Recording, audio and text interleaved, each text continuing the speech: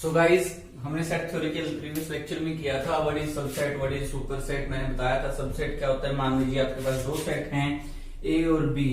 अगर ए सबसेट है बी का, क्योंकि बंदा है ना इसकी साइड मुंह, तो ये सबसेट बोला जाएगा किसका, जिसकी साइड खुला है मुंह वो सुपर सेट हो जाता है, बी सुपर सेट हो जाएगा। तो ए सबसेट है किसका, बी का। बी का अगर सबसेट है, कौन सबसेट है, ए, तो ये तभी होगा जब ए के सारे एलिमेंट किसमें, बी पड़े हैं बी में। तो क्या ए का सबसेट है? अगर ए की बात करें तो क्या ए का सबसेट है? मान लीजिए ए जो है, ए उसकी वैल्यू है 1 2 3। तो क्या ए खुद ए में कंटेन्ड है? यस, क्योंकि ए के जितने भी एलिमेंट है, ए के तीनों एलिमेंट है वो ए में तो है ही। तो ए बी सबसेट होता है किसका, खुद का, यानी कि ए का। अब सबसेट के आगे हम टाइप कर रहे हैं। टाइप दो तरह के हैं सबसेट के। पहला जो टाइप है वो आपका है प्रॉपर सबसेट, एंड जो दूसरा टाइप है वो आपका है इम्प्रॉपर सबसेट। तो प्रॉपर सबसेट और इम्प्रॉपर सबसेट ये कर रहे हैं हम। तो प्रॉपर सबसेट क्या है, देखो, अगर बी ए का सबसेट है, मान लीजिए बी सबसेट ऑफ ए, तो दो कंडीशन होनी चाहिए सबसेट होने के लिए। तो आपके पास ये हो गया कि बी के जितने भी एलिमेंट्स हैं वो ए में भी हैं। जैसे बी में अगर 1 2 है और ए में अगर 1 2 3 है, तो बी के सारे एलिमेंट किस में भी हैं, ए में भी है ना। तो बी सबसेट हो जाएगा। लेकिन बी की कार्डिनलिटी छोटी होनी चाहिए। बी की कार्डिनलिटी कितनी है यहाँ पे 2, ए की कार्डिनलिटी कितनी है यहाँ पे 3। यानी कि अगर एक तो बी के सारे एलिमेंट किसमें हो, ए में। दूसरा, बी की कार्डिनलिटी अगर ए की कार्डिनलिटी से छोटी है तो बी प्रॉपर सबसेट होगा, यानी कि ये वाला सिंबल रहेगा। और अगर हम बात करें ए प्रॉपर सबसेट है क्या, ए का नहीं, ए खुद का सिर्फ सबसेट है, प्रॉपर नहीं है। क्योंकि प्रॉपर होने के लिए कार्डिनलिटी छोटी होनी चाहिए, पर ए की कार्डिनलिटी ए से छोटी नहीं होती, उसमें बराबर होती है, इसलिए उसमें सिर्फ सबसेट का सिंबल आता है। आप सिंबल ये भी लगा सकते हो जिसमें आपको शोर ना हो। जैसे मैंने बोल दिया, देखो, नेचुरल नंबर और होल नंबर। नेचुरल नंबर कहां से शुरू हो रहे हैं, 1 2 3 ऐसे शुरू हो रहे हैं, राइट। एंड होल नंबर कहां से शुरू हो रहे हैं, 0 1 2 एंड ऐसे। तो इसमें सिर्फ एक एलिमेंट ज्यादा है। कौन सा एलिमेंट ज्यादा है, 0। तो यहाँ पे नेचुरल नंबर सबसेट तो है W का, पर प्रॉपर है या इम्प्रॉपर सबसेट है, देखो वो डिपेंड करेगा कार्डिनलिटी पे। कार्डिनलिटी देखते हैं, इसकी कार्डिनलिटी कितनी है, इनफाइनाइट। इसकी कार्डिनलिटी कितनी है, इनफाइनाइट। पर आप कहते हो उसकी इनफाइनाइट से एक ज्यादा है। इनफाइनाइट प्लस 1 करोगे तो भी कितनी है, इनफाइनाइट। तो यहाँ पे प्रॉपर का हम लगा नहीं सकते, क्योंकि ना तो वो रुक रहे हैं ना ये रुक रहे हैं, है ना। अगर आप इसको 5 पे रोक रहे हो तो उसको मैं कितने पे रोकूं, 4 पे, तो बराबर हो सकते हैं। तो इसलिए यहाँ पे चाहे कार्डिनलिटी की बात करेंगे ना, तो सिर्फ कार्डिनलिटी चेक करनी है। यहाँ पे N is subset of W. W whole number बड़ा है, नेचुरल नंबर छोटा है, इसलिए नेचुरल नंबर सबसेट है किसका, होल का। अब ये बताओ, इंटीजर में, नेचुरल में और होल में सबसे छोटा कौन है? सबसे छोटा है नेचुरल, यानी कि नेचुरल सबसे पहले कंटेन्ड है किसमें, होल में, क्योंकि होल उसके बाद बड़ा, और इंटीजर उससे भी बड़ा, क्योंकि इंटीजर में नेगेटिव वाले भी आने लग जाते हैं। तो पूरा का पूरा होल कंटेन्ड है किसमें, इंटीजर में। तो ये रिलेशन हो गई ना, ओके। तो प्रॉपर सबसेट के लिए तो आपको समझ आना चाहिए प्रॉपर सबसेट क्या है।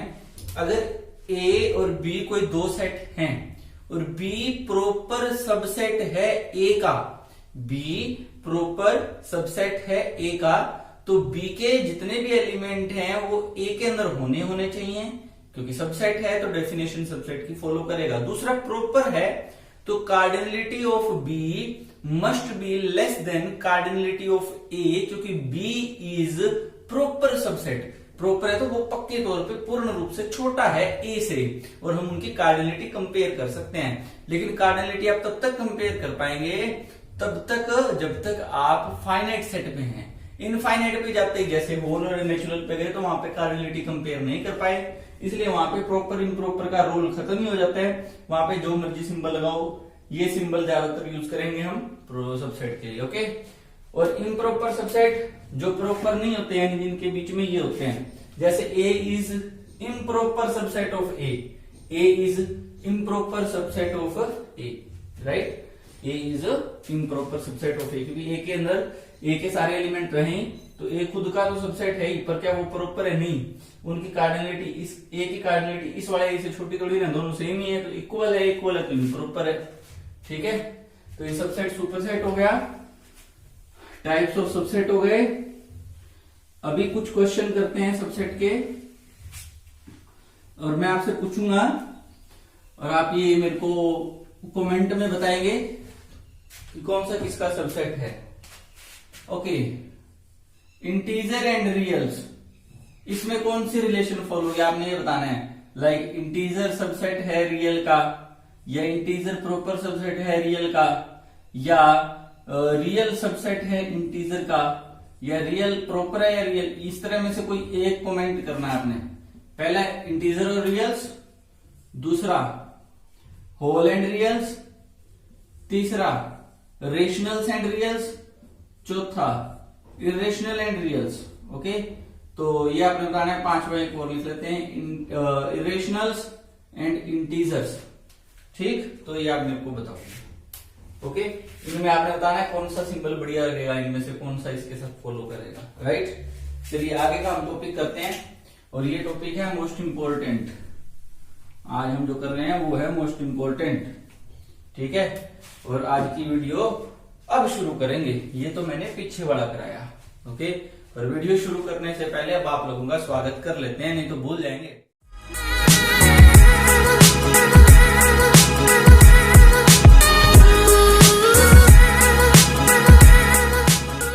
दोस्तों, कैसे आप सब लोग? आशा करता हूँ कि आप सब बहुत बढ़िया होंगे। मैं हूं हेमंत मेहता और आप देख रहे हैं मेरे साथ आपका अपना YouTube channel alpha beta talks. चलिए वीडियो शुरू करते हैं। आज का जो मेन टॉपिक है वो है union and intersection. Union and intersection. पर यूनियन और इंटरसेक्शन पढ़ने से पहले मैं आपको एक चीज याद करवा दूं, phi, that is null set. ठीक है, नल सेट। और जब एलिमेंट की तरह पढ़ते हैं तो ये वो होता है जिसमें सिर्फ खाली जगह होती है, कोई एलिमेंट नहीं होता है ना। तो फाइव को मत भूल जाना, यहां काम आएगा। तो यूनियन और इंटरसेक्शन क्या है? तो पहले मैं यूनियन की बात करता हूं। यूनियन ऑफ टू और मोर सेट्स। टू और मोर सेट्स। यूनियन किसकी? दो या दो से ज्यादा सेट्स की। तो यूनियन को देखो, मैं कहता हूं कि मैं यूनियन बनाना चाह रहा हूं। मेरे पास 5 ग्रुप हैं, या मेरे पास 2 ग्रुप हैं, एक बीएससी फर्स्ट का भी है, एक बीएससी सेकंड का भी है। पर मैं एक यूनियन बनाना चाह रहा हूं। मैं उसमें बीएससी फर्स्ट के बच्चे भी ऐड करना चाहता हूं, बीएससी सेकंड के बच्चे भी ऐड करना चाहता हूं। पर मैं वो जो ग्रुप बना रहा हूं वो मैं ग्रुप बना रहा हूं हॉकी की टीम का। तो अब हो सकता है ना कि कोई बच्चा ऐसा हो जो सेकंड ईयर वालों के साथ भी खेलता है और जो फर्स्ट ईयर वालों के साथ भी खेलता है, लेकिन जब यूनियन बनेगी तो क्या वो बच्चा 2 बार गिना जाएगा? नहीं, वो तो एक बार ही गिना जाएगा ना। जैसे इसको और बढ़िया तरीके से समझते हैं। मान लेते हैं मैं गली में क्रिकेट खेल रहा हूँ, गली क्रिकेट खेल रहे हैं, उसमें 2 टीमें हैं, 5 मेंबर एक टीम में है, 5 मेंबर एक टीम में है, लेकिन एक छठा प्लेयर भी है, पर वो साझा प्लेयर है। साझा समझते हो ना, जो उस टीम में से भी खेल रहा है और इस टीम में से भी खेल रहा है। पर मैंने, यानी टोटल प्लेयर कितने हो गए? 11 प्लेयर हो गए। और मैंने ये बोला कि मैं एक टीम बनाता हूं 11 प्लेयर की, और आप बड़े ग्राउंड में खेलने चलते हैं। तो मैंने 5 ए टीम में से ले लिए, 5 बी टीम में से ले लिए। अब जो छठा प्लेयर है वो ए में भी है क्योंकि ए की तरफ से भी खेलता है, वो बी में भी है क्योंकि वो बी की तरफ से भी खेलता है। तो क्या वो 2 बार आएगा जब मैं मेन टीम बनाऊंगा? नहीं, वो कितनी बार आएगा? 1 बार ही आएगा। तो यूनियन यही है, जितने भी डिस्टिंक्ट एलिमेंट्स हैं उनको इकट्ठा कर लो, चाहे जितने मर्जी सेट में पड़े हैं, और जो रिपीट हो रहे हैं, जैसे छठा प्लेयर रिपीट हो रहा था ना, ए में भी है बी में भी है, जो रिपीट हो रहे हैं उन्हें सिर्फ एक बार ही लो। राइट, जैसे मैंने ये बोला यूनियन ऑफ सेट्स क्या है? इट इज अ सेट, ये खुद एक सेट है सबसे पहले तो, इन विच, जिसके अंदर all the distinct elements of different sets, all the distinct elements of different sets are collected, but लेकिन repeated elements are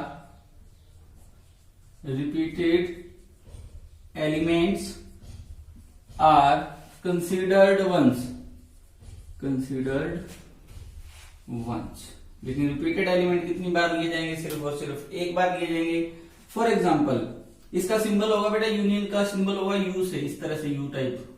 for example मैंने लिखा ए कोई सेट है 1 2 3 4 एंड बी कोई सेट है 5 4 6 7, तो मैं कहता हूं आप ए यूनियन बी बताइए क्या होगा।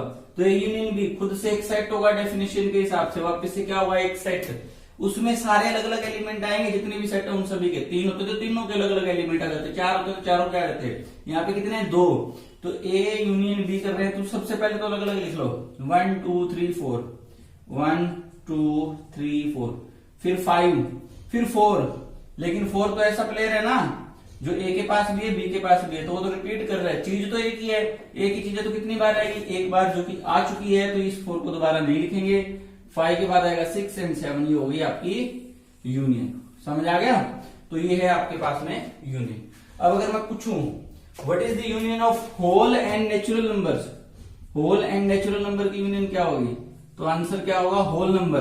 कैसे, क्यों होगा होल नंबर, कि होल नंबर कहां से शुरू हो रहा है, 0 से आगे जा रहे हैं, नेचुरल कहां से शुरू हो रहे हैं 1 से आगे जा रहे हैं, राइट 1 2 3 4। तो जब मैं यूनियन करूंगा सारे एलिमेंट आएंगे, तो इसका एलिमेंट कहां से शुरू हो रहा है, यानी 0 आएगा, फिर 1 इसमें भी है 1 इसमें भी है, दोनों में आएगा कितनी बार, एक बार, बाकी जितने भी एलिमेंट है एक एक बार आते रहेंगे, तो ये वापस से क्या बन जाएंगे, होल बन जाएंगे। तो होल यूनियन नेचुरल का आंसर क्या आएगा, होल आएगा, राइट। तो ये हो गया आपके पास में यूनियन। नेक्स्ट टॉपिक है इंटरसेक्शन, एक बार बस डेफिनेशन कर रहे हैं फिर क्वेश्चन भी कर लेते हैं।